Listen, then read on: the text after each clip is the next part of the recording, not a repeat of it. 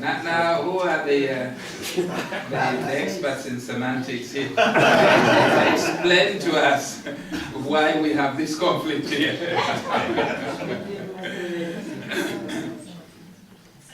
Is there such a thing as Christian language?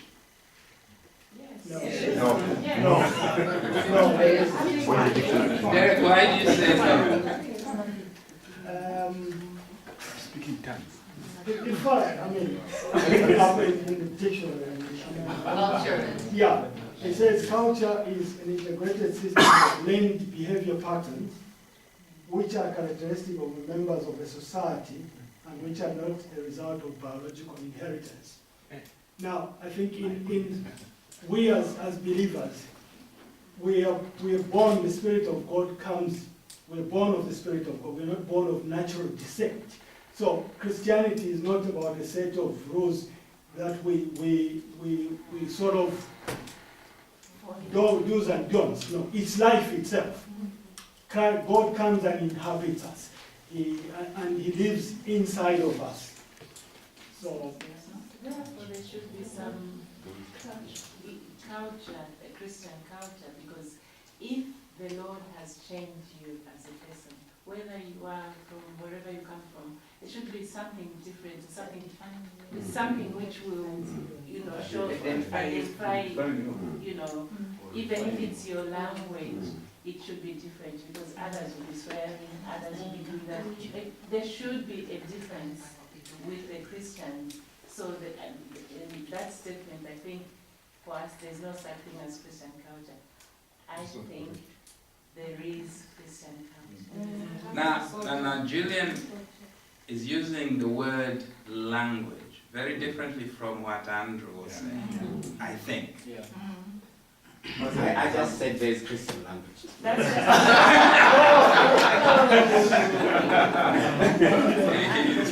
Getting out of it. Clement. There is no such a thing as Christian culture. What is there is that Christianity modifies our behavior. We come with various sets of what makes us what we are in terms of our little cultures, and we express this in terms of language, in terms of dress, in terms of how we carry ourselves, in terms of how we express respect, what kind of technology we use. All those are aspects of culture, and they'll be varied from one group, and we cannot say the way the English do things in terms of respect, that will be Christian, or the way, but Christianity will say the language has to be like this. We have to give reverence to elderly people because it's in the Bible. We have to dress in a modest way, but what would define modest maybe again will be not so much situational, but to a certain extent it will be cultural. For example, in Africa, we breastfeed in public, whereas in Europe, it may look like an insult. So those are aspects of culture. So... Yeah, all right, you made the point. I think, did I see your hand up? No. You are our speaker. No, but that's Felix. Felix, please. I think I agree and disagree at the same time with the statement. This is a confused comment.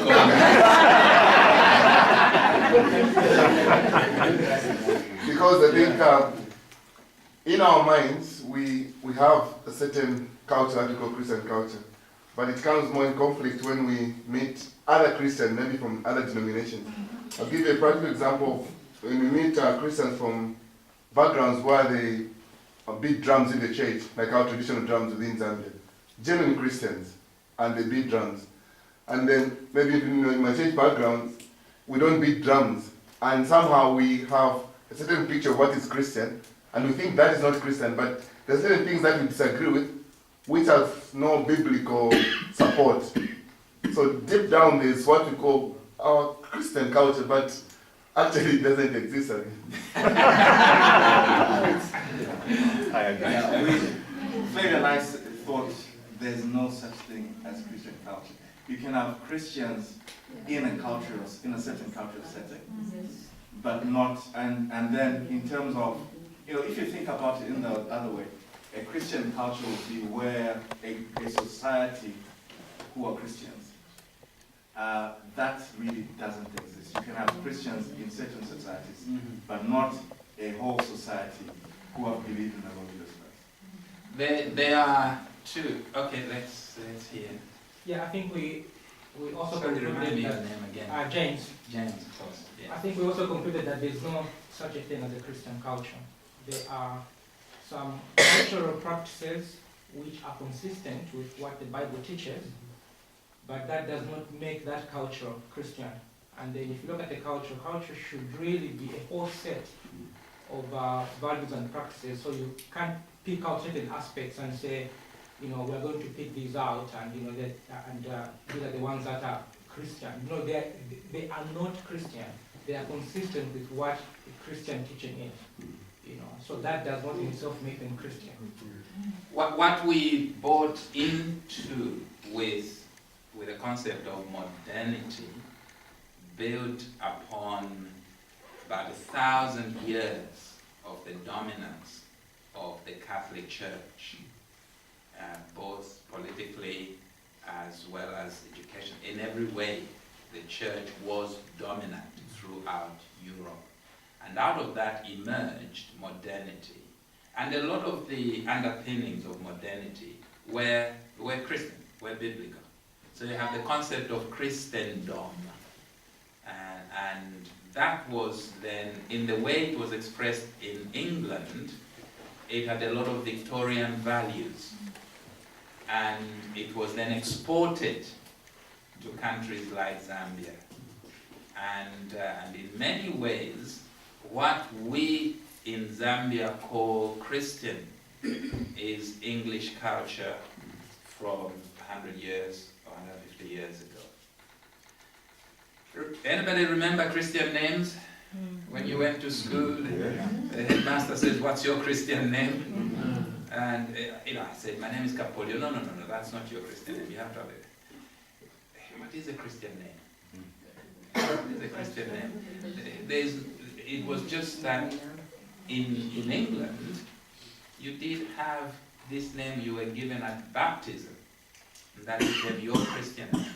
But the way it was translated into Zambia was that all Zambian names could not be Christian, but English names were Christian names, because we all rush to acquire an English name and get known by that, or our parents did, or we ourselves chose a name.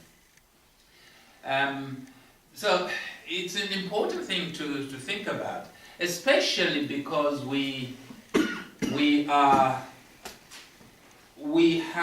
a lot of very negative attitudes to our own traditional cultures.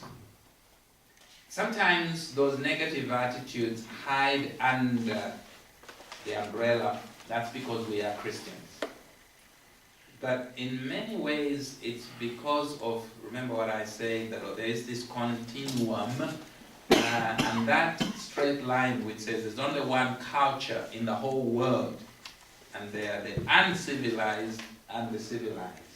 It just happens that the civilized ones coincide with European and American cultures, and the uncivilized ones coincide with African cultures, and that move these cultures. So we're embarrassed about those things because we bought into this philosophy, which is wrong. We bought into this philosophy, and we're running away from our cultures. What we really need to do is to ask the question, I think as Clement was saying, how does this gospel affect my language? And how do I then speak as a believer? How do I use language, whether it's English or it is Nyanja or Chewa or Tumbuka or whatever. Those would be some of them. So let's get this conversation going. Let's talk about it, and it may well be. You know, I have two aspirations for us here as exiles. I have many aspirations, but two. One is something that I learned about the Indians in this country and in the diaspora. And apparently, Hinduism in India, suffering from colonialism, Hinduism was declining in its cultural and political effects. It was declining. But there were about 29 million Indians in the diaspora. And when these Indians lived here, they still do, suddenly they thought, why are these people either indifferent to us or actually don't like us? And that forced them to gang together and to start asking questions like, what does it mean to be a Hindu, and so on. And apparently it was this thing of bringing them together which ignited the spirit of Hinduism and took it back home. And by about 2001, the Hindu political party was in charge in India, revived by what was happening in the diaspora.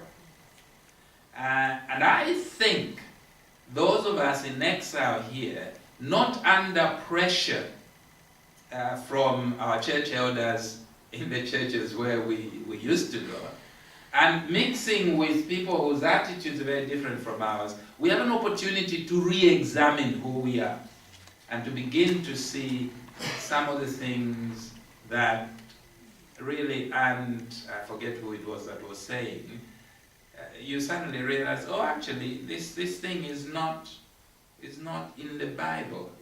It's just come with the Bible. And then we start looking at what God has given to us. Those sort of things, this group is better able to do than we would have been able to do in Zambia. So that's one point. So perhaps the organizers of this conference can bear that in mind as we go into the future beyond the 10th anniversary. And the second thing, I've almost forgotten now. What was the second thing I was going to say? It's gone. Never mind, it will come back. And it's the more important of the two. Oh no, it's come back. It's come back. It's not more important. It's different.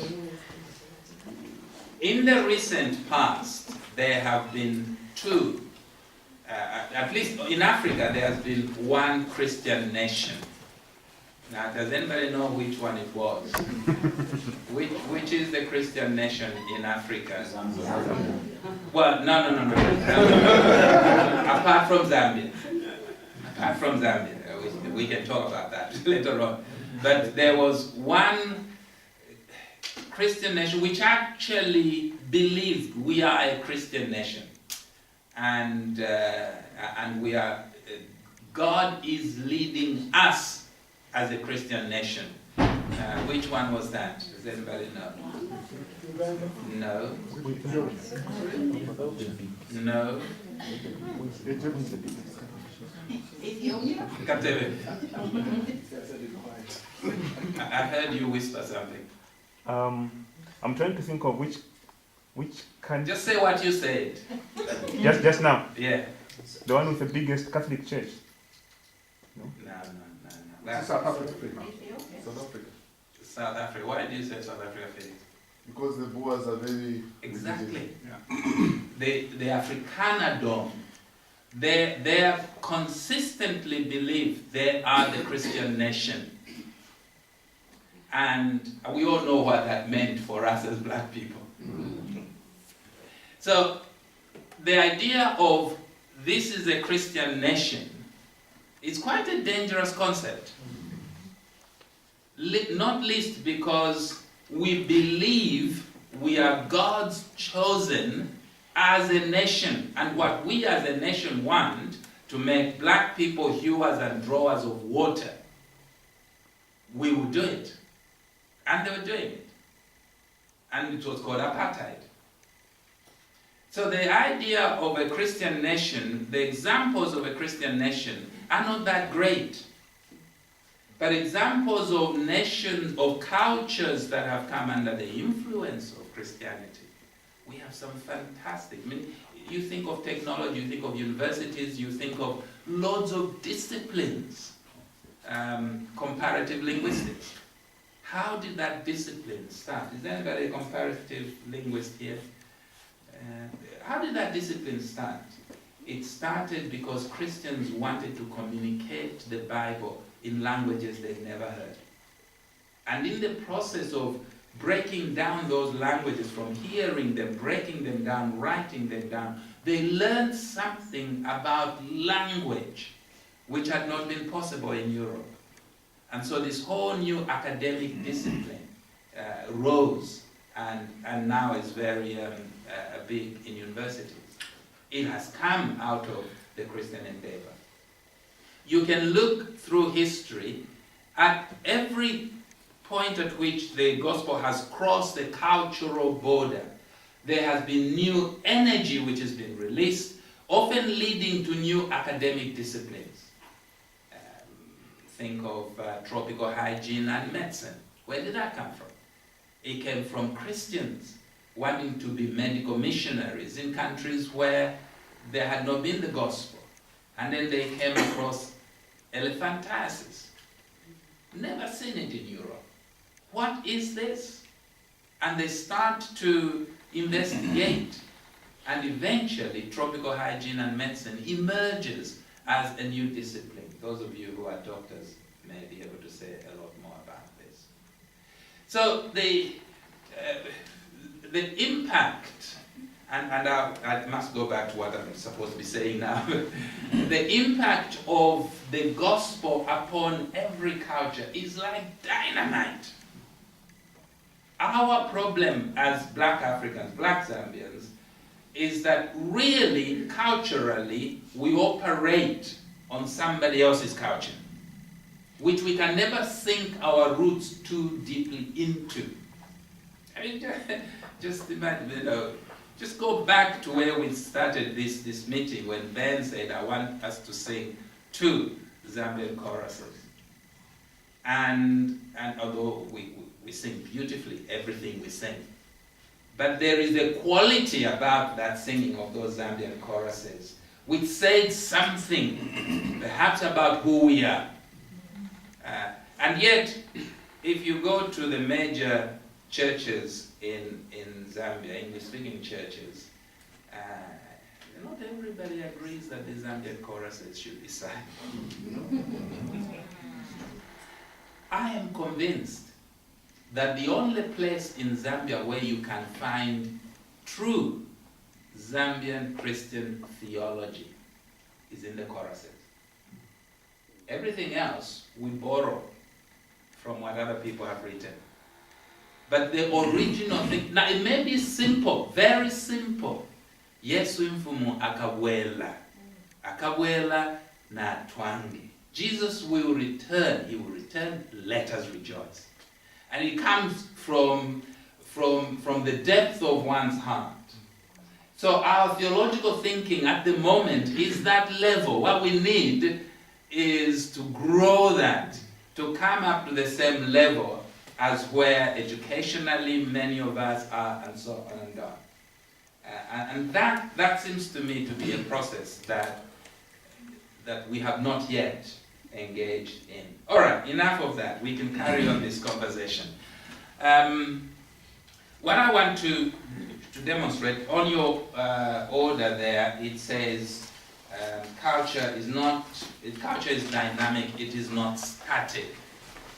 And that's an important thing to build into our thinking. I remember having loads of quarrels with Alfred Nyerenda, Conrad Mbewe, and Luke Chirwa, some of you will know him, and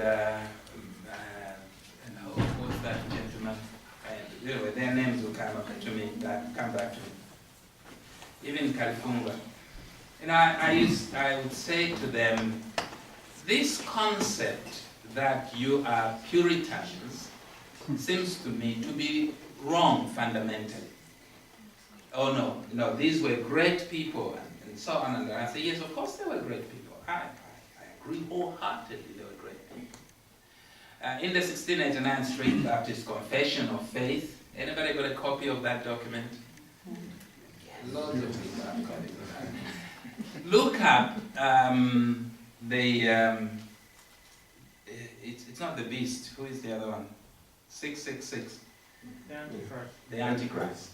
Look up the Antichrist in that document and it will clearly identify the Roman Catholic Pope.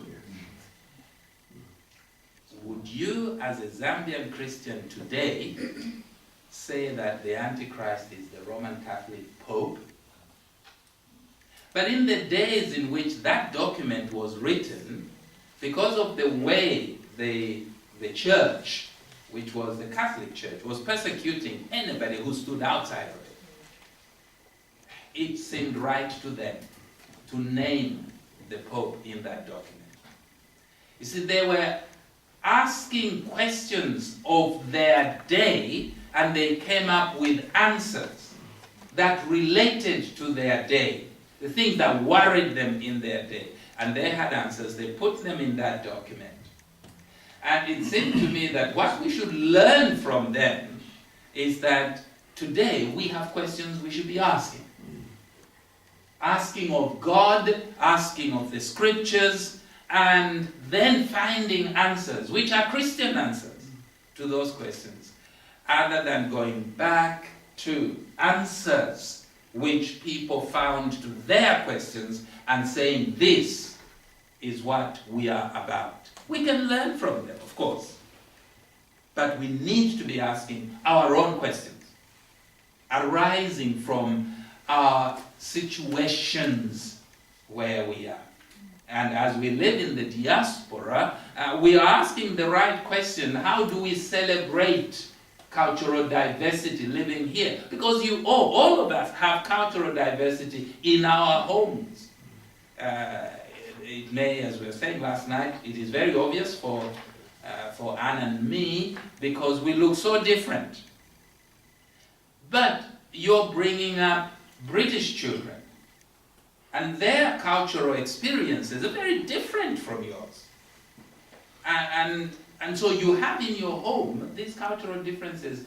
We can fight against them, or we can embrace them. These are the questions we should be asking, other than, is the Pope the Antichrist? It's a different question of a different order. So, and I can say that because I did have those discussions with my friends in Lusaka and elsewhere, and they didn't necessarily like my arguments. The Bible itself, many would say, is a culturally defined document. Now this is dynamite. I'm throwing grenades into holy spaces here. But I'm relying on the fact that having lived in this country for the number of years you have, you are now a lot more tolerant than you would have been when we lived in Lusaka or Ndola or wherever. So at least you will give me hearing. The Bible itself is a culturally defined document, and being a culturally defined document, it will reflect the cultures of the time. The Bible also has, has these abiding principles, because the God we worship doesn't change. Yesterday, today, forever, He is the same. And we find that in the scriptures. Not just a statement, but His word. The Ten Commandments haven't changed. They are still the Ten Commandments today. They are still the Word of God, a reflection of the Word of God. But the setting in which that was put, the cultural context have changed. Just sort of thinking superficially, Abraham, what we have there is a nomadic culture. They live in tents. they pick up their tents and they go. And they live in family groups. So when Lot is taken captive, Abraham musters 318 men, all of them related to him. And they go and fight those 5 kings, and they capture them and defeat them and release his nephew Lot and bring them back. And it's a nomadic culture. They are shepherds. They live in tents. That was true of Abraham. That was true of Isaac. It was true of Jacob. And they all went into Egypt. Shepherds in a nomadic culture. In Egypt, they became something different. They're settled now, living in houses. They're still shepherding, but they're living in houses. And they're engaging with the Egyptians. One of my favorite characters in the Old Testament is a man called Phineas. Phineas is the son of Aaron. And in fact, you find, Phineas, the name Phineas is the same word as Niger, from which we get the negative word nigger. It just means black. And Phineas was a black man. He was the son of Aaron, who was a Jewish person. But he is a black man, and God has a covenant with Phineas because he stopped a plague when the people were whoring after the gods of is it the Moabites, or I think it's the Moabites. Phineas was the one who picked up his spear and speared this man and this woman, and that act of "this cannot go on" stopped the plague. And God said, because you did that, you were so enthusiastic about what I'm doing, I have this lasting covenant. Your children will always be priests. In Israel, he was a black man. And that's part of the influence of Egypt on Israel. So they take Egypt into Israel. And they come into the land, and they have continued to be shepherds, but now they're settling down in houses, and they become a tribal confederacy. So that the 12 tribes, that's their government. And we have, through the period of the judges, the form of central government was a foreign idea. They have judges who are raised, this one becomes strong, the Spirit of the Lord comes upon him, and he leads and judges Israel for 20 years. Then he dies, somebody else eventually takes over, and so on. So we have a very different culture through the judges, like 400 years in the judges, than was true 400 years earlier, when you had Abraham, Isaac, and Jacob. So all that then ends when we get to Samuel. And perhaps we could read that passage in Samuel.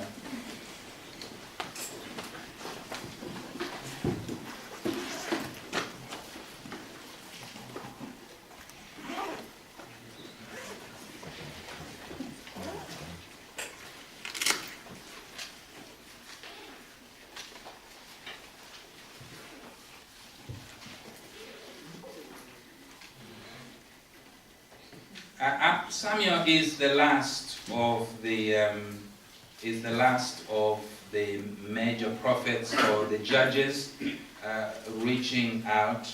But then in chapter 8, 1 Samuel chapter 8, we read that when Samuel grew old, he appointed his sons as judges for Israel, and the elders, verse 4, so all the elders gathered together and came to Samuel at Ramah. They said to him, "You're old, your sons do not walk in your ways.